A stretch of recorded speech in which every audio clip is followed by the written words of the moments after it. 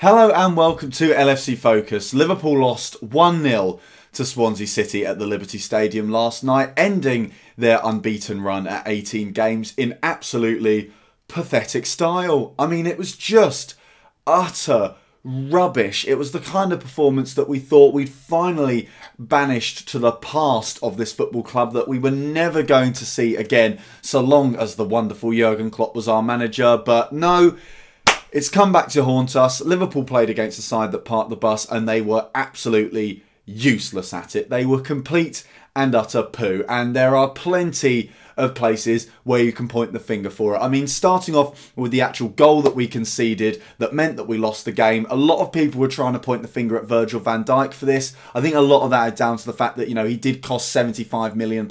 He is the most expensive defender in the world, so everyone is going to be itching to find some fault in his game. Personally, I don't think it's a mistake from Virgil van Dijk. I think he has every right to go for that header, and unfortunately about 3 of our other players do.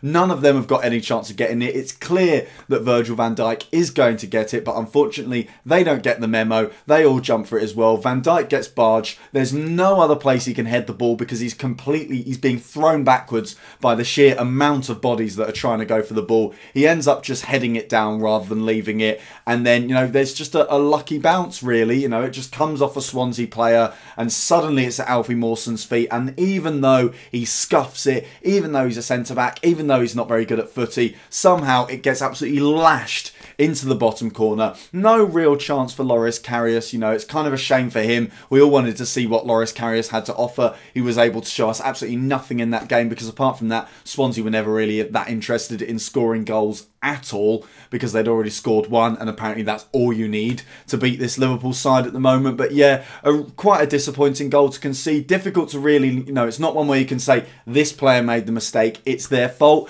It's just kind of an overall, it was just a mess of a goal. You kind of wish maybe Virgil van Dijk had called for it. Maybe those players have been a little bit more alert. Maybe they've been a little more alive to the second ball as well. But like I said, very lucky bounces are what led to Swansea having such a decent chance on goal. But at the end of the day, it was not a moment poor enough to lose a game. The fact of the matter is, you know, the football match is 90 minutes long. There were 89 other minutes in the game where Liverpool could have scored countless goals, but based on their performance, they wouldn't be scoring if they were still playing the game now about 24 hours later, because the players just completely lost their heads in that game.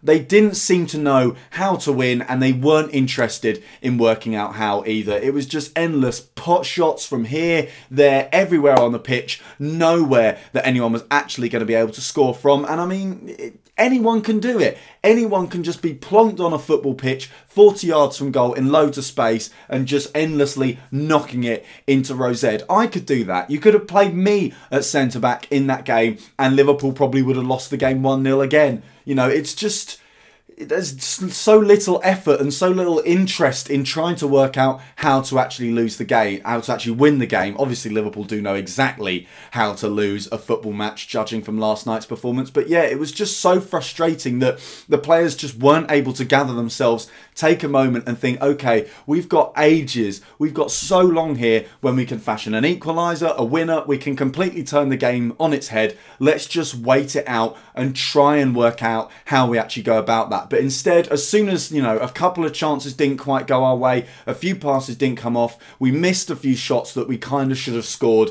and just suddenly from there on in, it was utter rubbish. And a lot of people are also pointing fingers at the lack of Philippe Coutinho. I think that is a problem, and I think obviously our first thought is buy another replacement. I'd absolutely love it if the players that we've already got would step up to the plate. I know that Jurgen Klopp loves it when his own players actually are able to train and get better and fulfill the roles that he wants them to fulfill, rather than just going into the transfer market and bringing in another player to do the job. So I'm sure that he will take some time with Lallana or Oxlade-Chamberlain or both and just try and get them to fulfill that Philippe Coutinho role in these games. Personally, I can't see it happening because they're just not those kind of players. And yes, they are adaptable. Yes, they can change their games.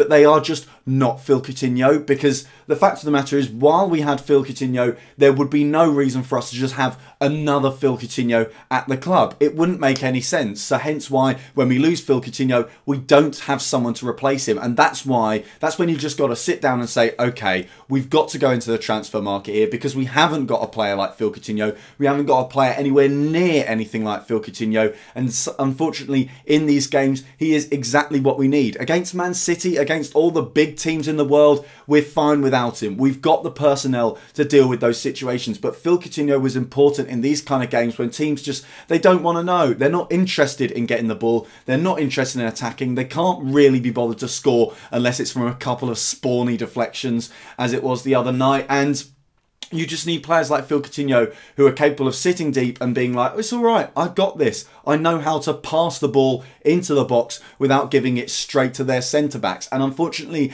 none of our players really fit the bill, unfortunately. I think some experience would also be needed, not just a Phil Coutinho replacement, but a little bit of an older head, someone who's used to being in these situations and who can just calm down the players around him. Because obviously, Emre Can, he was the captain tonight. He was kind of in the centre of the pitch. He was where all the action was, just outside the Swansea box, but inside their half.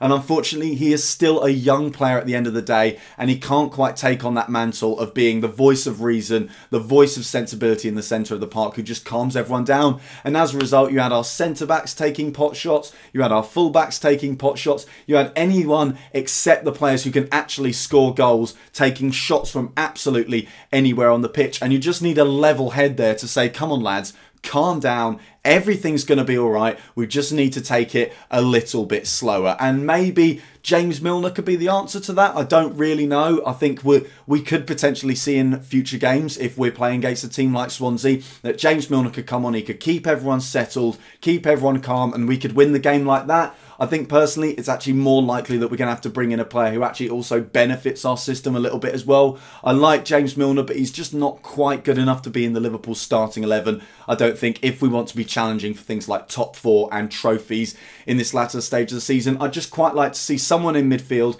potentially at the base, potentially a little bit further forward, who's just a nice calm head, who can cool everyone down and get them to actually play the football that we know they can do. We know that this Liverpool team is very, very good at football, especially going forward. We saw it against Man City, and yet it's a different situation. Man City obviously offer us a lot more space, allow us to use the gegenpressing system, but you don't beat them without some serious attacking quality in your side. And that's what Liverpool have got. We got Mane, we've got Salah, we've got Firmino, but they just weren't doing anything last night. I mean, especially once Lallana came on and once Ings came on, I barely saw any of the front three for the rest of the match. Salah, Firmino and Mane basically just went missing until Salah skied one in the last few minutes, and then Firmino hit the post right before the end of the game, and then Lallana misses from a yard out because, you know, we couldn't even be bothered to score an equaliser by that point. We'd just run out of the ability to care by that stage in the game. But yeah, it was just so poor. Lallana got the ball an awful lot while he was on the pitch. Never really did anything with it. But, you know,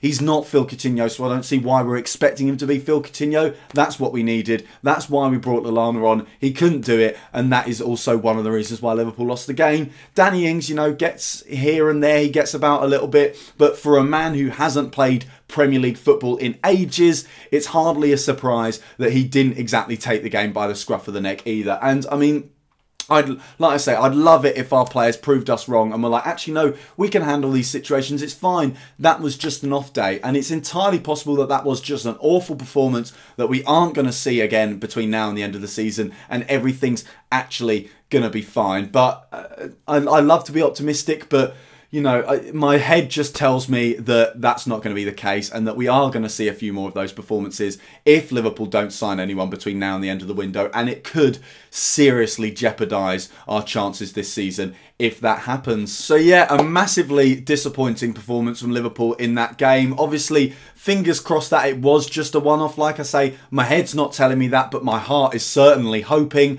We've got the West Brom game in a few days' time on Saturday in the FA Cup. It's at Anfield as well, so I'm 100% sure that they will set up pretty much exactly how Swansea did. So Liverpool have got a huge opportunity there to prove that the Swansea game was just a blip. All those players who completely lost their heads at the Liberty Stadium have got the chance to go out in front of about 50,000 Liverpool fans and say, don't worry, that's not going to happen again. We're going to show you what the real Liverpool are like. So fingers crossed that happens. But if not, just please, for the love of God, sign a player.